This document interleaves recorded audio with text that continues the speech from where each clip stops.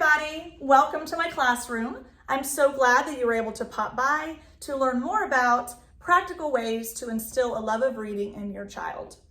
Your stopping by to watch this video shows your investment, your consideration, and your care towards your child's journey in reading. Thank you so much for your time, and I hope you'll find this video useful. My name is Mrs. Williams. I have been blessed to be teaching here at VCS for 12 years, both at the elementary school and the middle school. My first year teaching was back in 2002 in Texas, because that is where I'm from. I can't introduce myself without including the fact that I'm a Texan.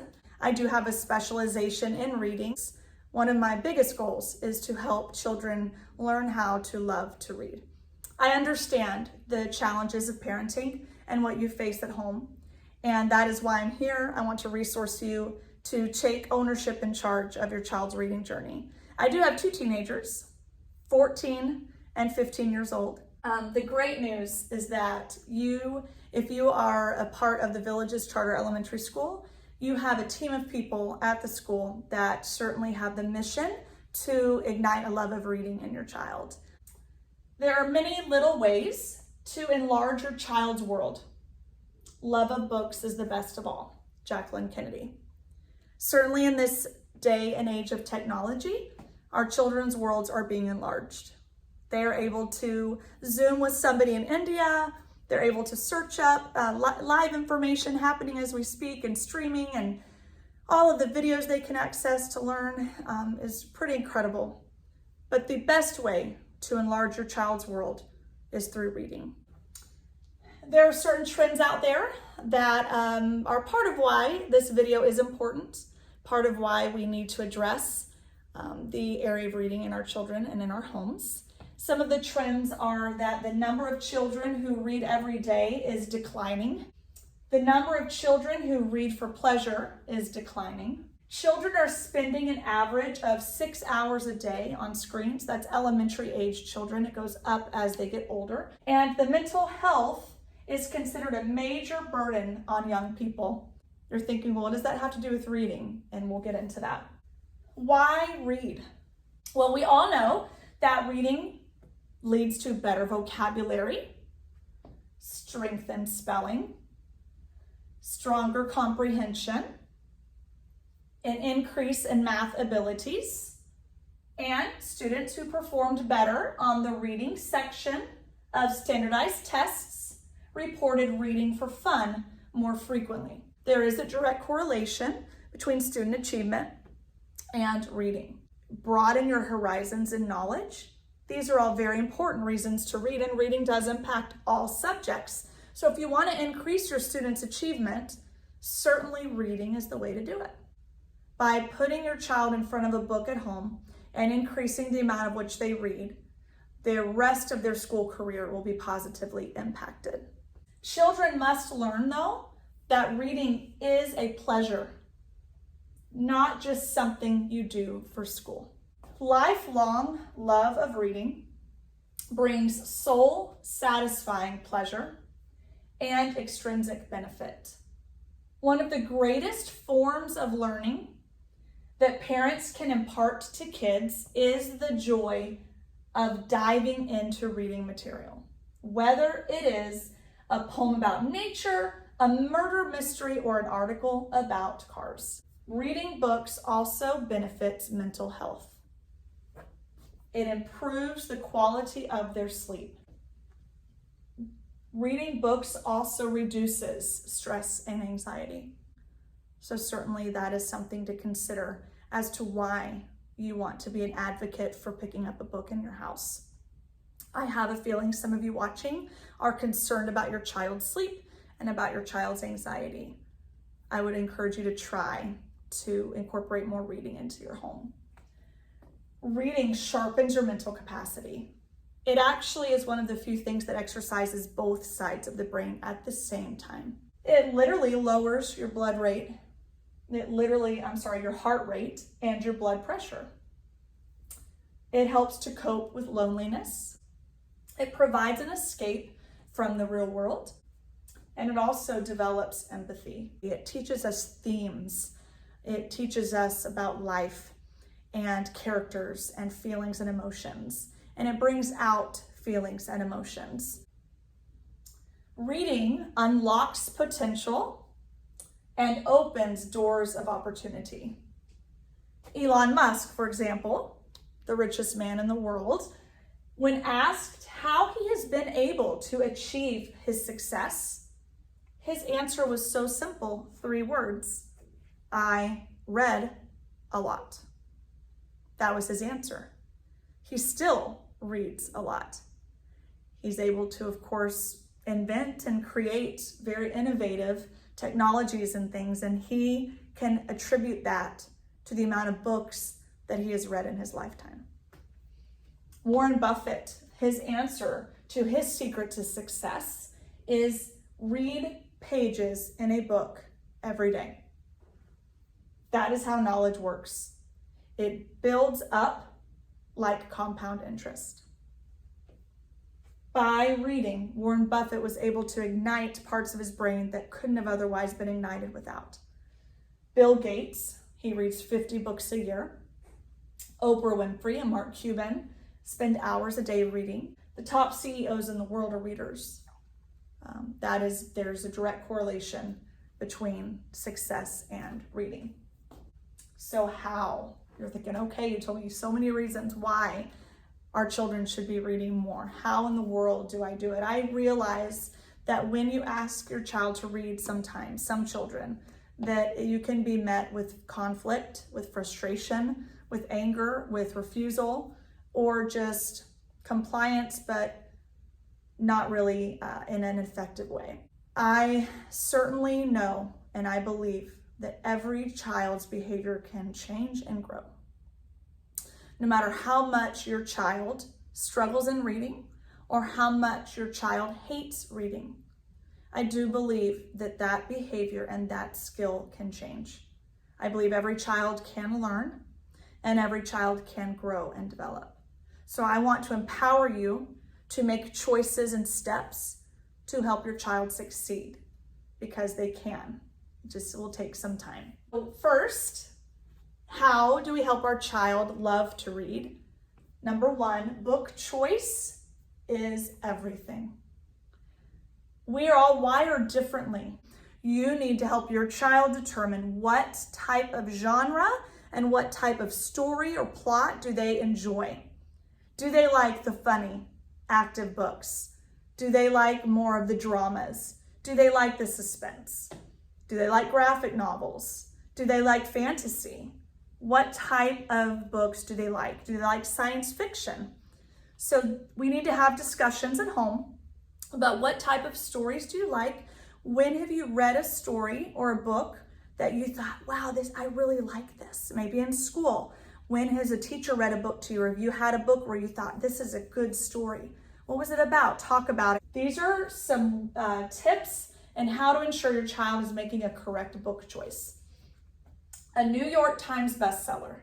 I put that at the top of my list because I tell my students all the time, if it says New York Times bestseller and it's age appropriate developmentally for their age group, then there's a good chance you're gonna like it, because it means a lot of them have been sold and enjoyed. You're looking for awards. If it's an award-winning book, that's a good sign. Is it a series? The great thing about series is that if there's a book 2 and a book 3 or so and more, then there must have been a pretty good book 1 involved.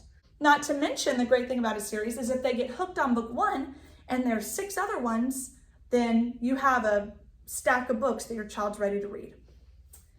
The summary.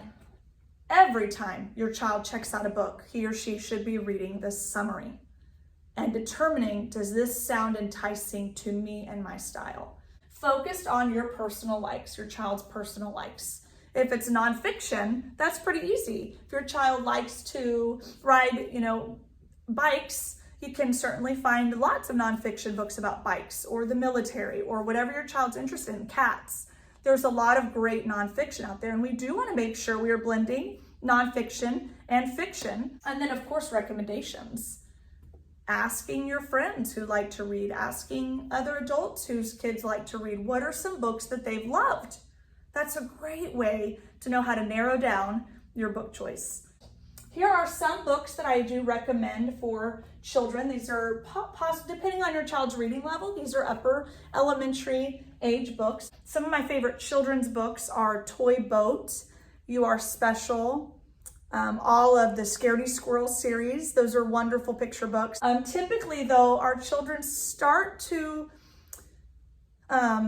dwindle in a love, pleasure of reading as they get into the older ages and into middle school and up and such. So these are ones that are tried and true over the years that my upper elementary and even into middle school have loved. And my non-readers who really don't embrace reading can't put these down.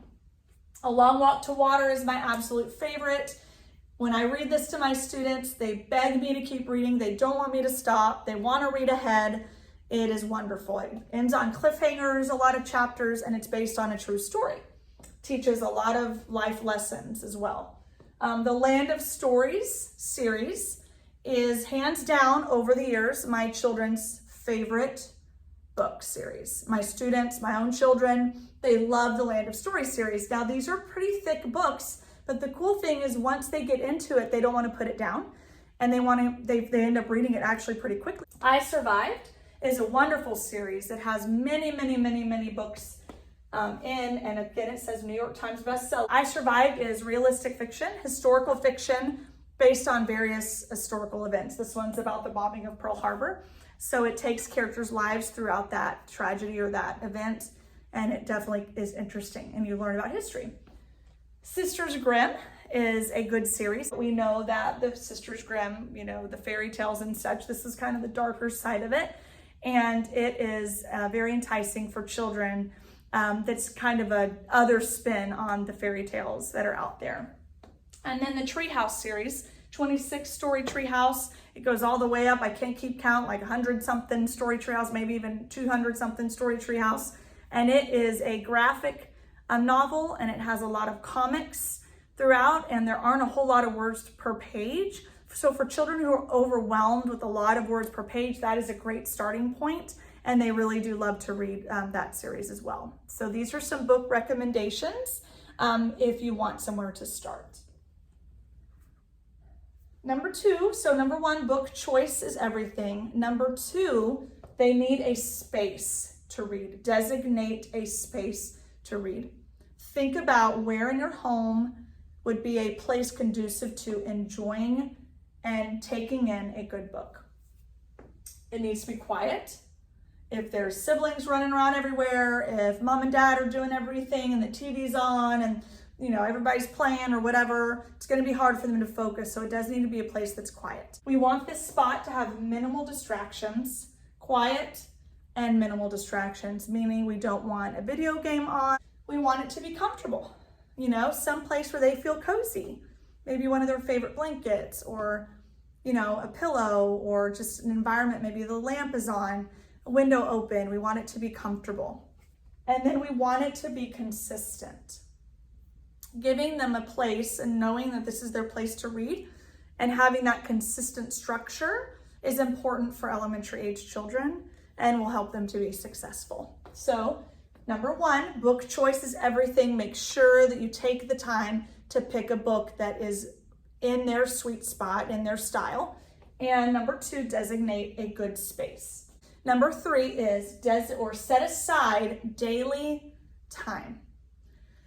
Daily time. So part of the struggle with children learning to love to read is our busy schedules. And by the time that you get home and homework is done and dinner is done and activities are done, it's just hard to get your kiddo to read. And not to mention, they'd rather be on their game or their phone or whatever else. It is vital that you set reading as a priority by setting aside a set time and even planning that out. Again, structured, patterned plans are very important for elementary age children.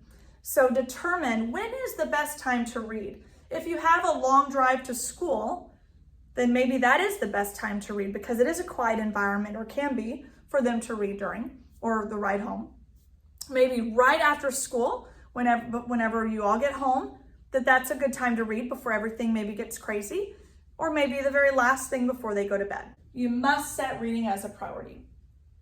If your child doesn't like to read and you want to avoid conflict, so therefore you don't require them to read every day, then it's never going to happen.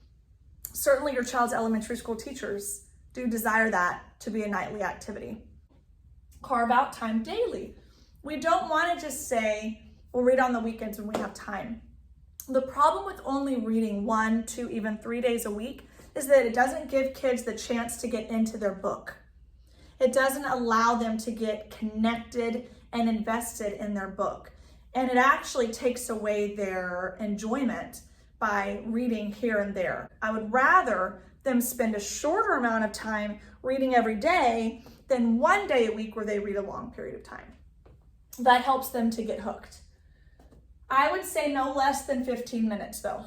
15 minutes is the time where 15 minutes or above gives their brain enough to get into it. Sometimes our kiddos, especially the kiddos that do struggle with focus and distraction and are easily distracted, it takes them a little bit to calm their brain down, to just get into a spot where they can turn their brain off and turn it on to reading. So I would say 15 minutes a day or more a day is crucial.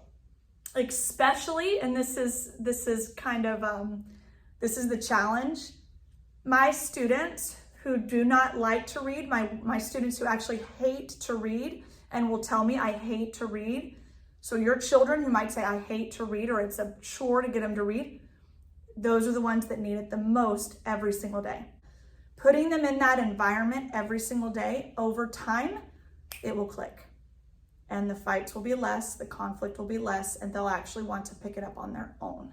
And going back to why do we read is why we're willing as parents to face that conflict and to set that expectation, because we know the end result is very important. Think ahead and make a plan. Again, consistency, predictability. Children like to kind of know what to expect. And so knowing, okay, you know what, you go to bed at this time and you read your book. Or right when you get home, you go to your comfortable spot and you read your book. Or on the way to school, you read your book.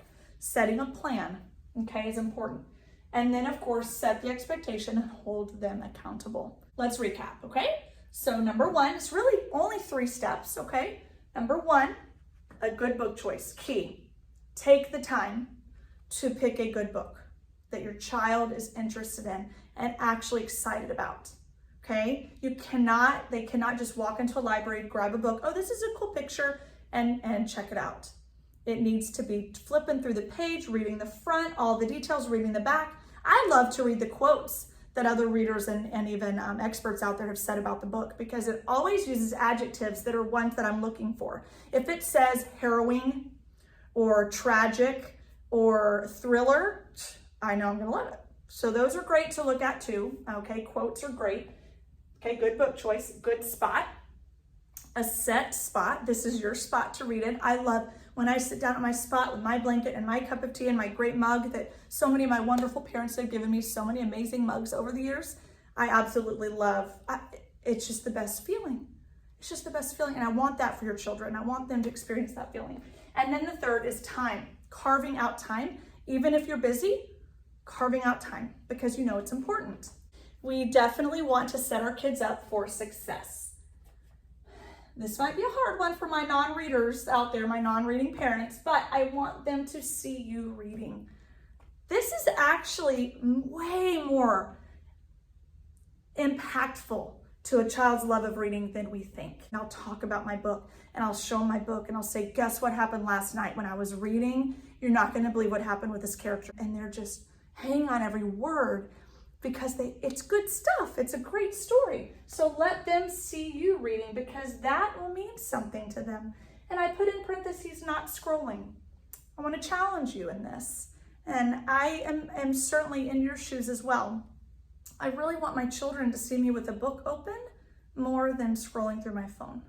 This here is my all-time favorite book, and it is called 1,000 Splendid Suns, okay? And it's the author of The Kite Runner, which I also really like The Kite Runner, but 1,000 Splendid Suns is my favorite book because it is the most beautifully written book. The author's way of expressing just the story is beautiful. And it actually is a story about the Afghan people and it is beautiful, and it gives me such love and appreciation for the Afghan people, and it really opened my eyes to their history, and it's amazing. I love books about different cultures, and this book really shed light into a world that I didn't know anything about. The Hiding Place is one of my all-time favorites. It's about the Holocaust and concentration camps, and another passionate area of mine that I like to learn about is what people went through in that time period, and this is another one that is beautifully written. I would read the sentence and then stop and then read it again just to let it sink in. It's just so good. The Hunger Games series is really good. It's suspenseful, it's thrilling, and definitely a series, and I just kept wanting to read it, wanting to get into it. Harlan Coben is a mystery writer, murder mysteries.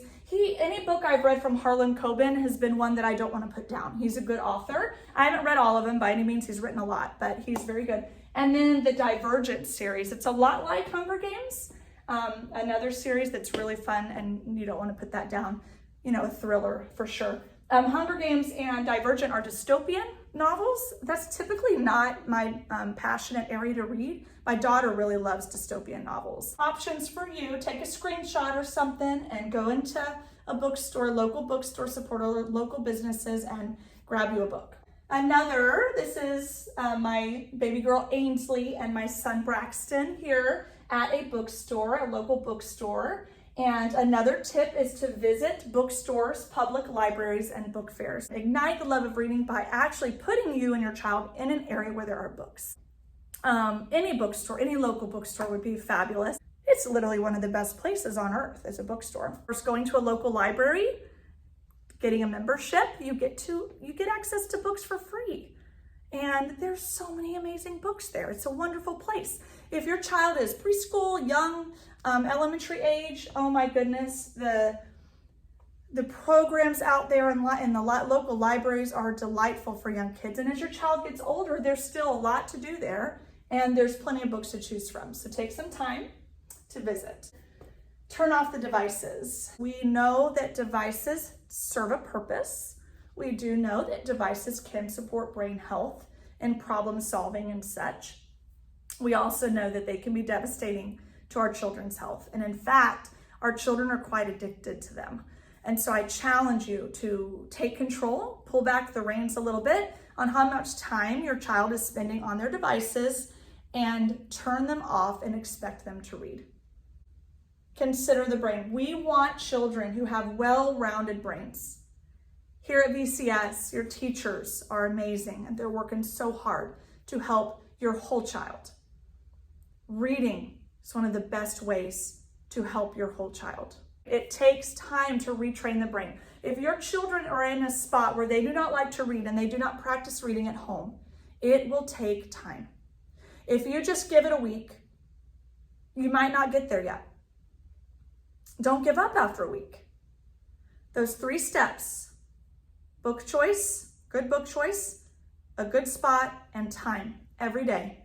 If you will stay committed to that, it will retrain their brain. Part of my job as an intensive reading teacher is to retrain their brain. And reading helps to do that with those attitudes in mind. So first of all, in order to retrain the brain, we want to create conditions that lead to change in the learner's brain. We want to set up conditions that favor rewiring the brain. Rewiring takes time. Provide opportunities that balance the use of the capabilities of different parts of the brain. This is why implementing reading in our daily schedule is so important. We need to make sure that we're helping their brain be well-rounded, and reading helps to do that. And emotion, what they're finding in brain research is that emotion seems to be the mortar that holds things together in the brain. Books bring out emotion. So that is going to help our brains be healthier. The process of going through emotion as we read. Are you guys still with me? I wish you were here in my classroom with me. I would love to meet you and shake your hand and just thank you so much for your time. I would love to meet your children. And so thank you for still being here. If you're still watching, I don't have too much more to go. And I hope that you are gaining something from what you're seeing. Ways to support comprehension and focus at home. I understand some of you are thinking, okay, Ms. Williams, That's all good and all, but my kiddo really is a struggling reader. Okay, strengthen the brain by actually reading. Well, you want to find a book that's on their level, read together. Maybe that's really important at the beginning, especially read together. Chess actually is a great way to support brain health. And chess, there's research out there that chess actually does support comprehension very well. There's a direct correlation between chess increasing the IQ and chess increasing reading comprehension because of the rewiring and the process that your brain goes through as you play chess. So teach your child how to play chess. If you don't know how to play, you can learn online, YouTube, and play chess together. Writing, having a journal and writing helps to support brain health, helps to retrain and rewire our brain, which supports comprehension. Think of it as a brain as exercising. The more that we lift weights, the more our muscles grow. The more that we do brain healthy activities, the more our brain grows, which then applies to comprehension. Puzzles, jigsaw puzzles, any type of logic puzzles, really great to retrain and rewire the brain towards comprehension. And then poetry and nursery rhymes. If you have a baby and preschooler and young, K first, even second, nursery rhymes are a lost art somewhat in the homes that we really need to get back to. Very, very important developmentally for children to hear nursery rhymes in their home. And so definitely I would encourage you to start doing that. Poetry is also really great for comprehension because it's short text that's usually quite complex and has concepts that can go deep. And it is great to ignite comprehension in the brain. It's never too late to instill a love of reading in your child. Start now. I wish your child a love of reading for their lifetime. So wherever you are, as this message hits you, whatever stage of life you're in, however successful or maybe not successful unsuccessful you've been in training up your child in the area of reading, it's not too late to start. You can certainly start now. I truly wish your child to have the love of reading because that tells me for the rest of their lives, they'll always have a book to turn to. Thank you so much for your time. And I do have another session on how to support your child's mental health. Certainly you can tune into that as well. Thank you so much for being here.